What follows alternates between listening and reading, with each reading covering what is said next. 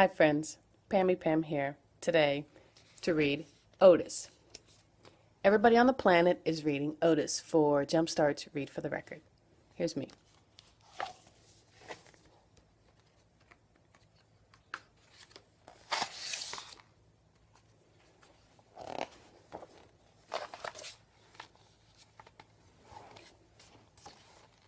There once was a friendly little tractor. His name was Otis, and every day Otis and his farmer worked together, taking care of the farm they called home. Otis liked to work. But after working hard all day, Otis was ready to unwind and play. He would ride the rolling hills and skirt Mud Pond down by the corn. He would leapfrog bales of hay and explode through the haystacks. On occasion, he would chase a rabbit or play Ring Around the Rosie with the ducks to the sound of his steady put-puff-puttity-chuff. And sometimes, at the end of the day, he would just sit under the apple tree and watch the farm below. Every night, tired but happy, Otis would put-puff into the little stall in the barn that was all his. One night, when Otis was fast asleep, the farmer brought a beautiful baby calf into the barn. The calf bawled and bawled for her mother, but when the sleepy sound of a soft put-puff-puttity-chuff came from the next stall, the scared little calf stopped bawling and drifted off to sleep. From that day on, the calf started following the little tractor wherever he went. Put-puff-puttity-chuff. She followed him over the rolling hills and down by Mud Pond. She was right behind him, leapfrogging bales of hay. And the calf made their games of Ring Around the Rosie all the better. Sometimes, at the end of the day, the two of them would just sit together under the apple tree and watch the farm below. Otis loved his little calf, and the little calf loved Otis. Then one day, the farmer surprised everyone with a brand new tractor. "Time to move out, Otis," the farmer said. He took Otis out of the little stall in the barn that was all his and parked him back behind the barn. Then he backed the big yellow tractor into the stall next to the little calf.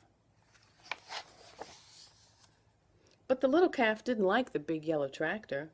He had a deep rumbling snore that shook the stall when he slept. There was no one to purr the little calf gently to sleep, no one to spend her days with. And Otis could not even see his farm as the weeds began to cover his tires. His friend often sat with him, but she could not get him to play like the old days. It was early summer when the farmer discovered a poster. "Who has the prettiest calf in the land? Judges will decide at the county fair and award a fancy blue ribbon to the winner." The farmer knew the answer. He would show the little calf. But on the morning of the fair, the little calf was nowhere to be found. She had wandered down to Mud Pond by the cornfield to cool off. When she waded into the muddy water, her feet sank. With every step, she sank deeper and deeper and deeper. The little calf was stuck in Mud Pond. "Get the hands!" the farmer shouted when he saw her. All the farmhands came running with their ropes, but the more they tugged, the more stuck the calf got. "Get the big yellow tractor!" the farmer shouted. "He can save her." But the big tractor just scared the little calf. She sank in deeper and deeper. Nearby farmers began to gather. "Then call Fire Chief Douglas and a fire truck," the farmer shouted. "They can save our little calf." But the sight of the big red fire truck startled the little calf in even deeper. The farmer was fit to be tied. If the farmhands and the big tractor and even Fire Chief Douglas and his fire truck couldn't save the little calf, who could? Suddenly, the little calf's ears perked up. Over the hum of the growing crowd, there came a faint sound in the distance, a soft, rhythmic purr, put-puff-puttity-chuff. The crowd turned and looked. The sound became louder, put-puff-puttity-chuff, and all at once, Otis put-puffed from around the barn. He turned and headed straight toward Mud Pond. Otis put-puffed down the rolling hill and pulled right up next to the muddy water's edge. The calf heard her friend's puttering purr and bawled. It was something like a hello. Then, to the sight of his gentle chuff and the amazement of all the people in the crowd, Otis slowly began to circle the pond.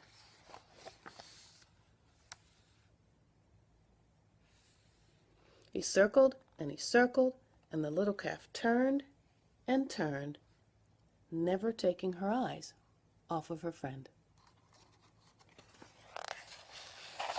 With each ring Otis made around Mud Pond, the muddy grip loosened until the calf was able to stumble out of the pond on her own.